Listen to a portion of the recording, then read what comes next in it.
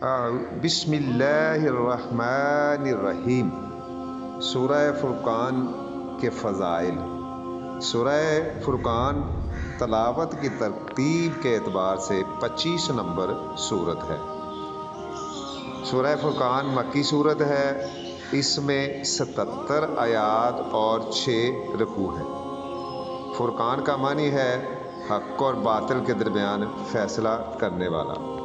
اس سورت کی پہلی آیت میں قرآن مجید کو فرقان قرار دیا گیا ہے، یعنی حق اور باطل کے درمیان فیصلہ کرنے والی کتاب۔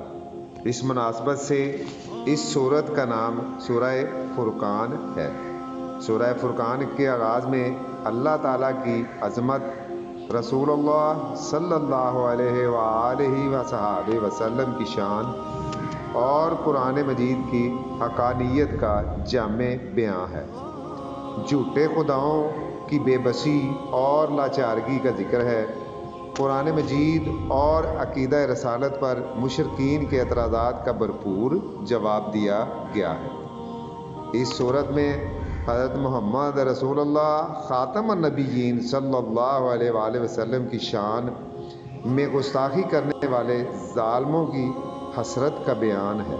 انبیاء کرام علیہ السلام کو جھٹلانے والی قوموں پر اللہ تعالیٰ کے عذاب کا ذکر کر کے قریش مکہ اور ایسے تمام مجرموں کو اللہ تعالیٰ کے عذاب سے ڈرایا گیا ہے۔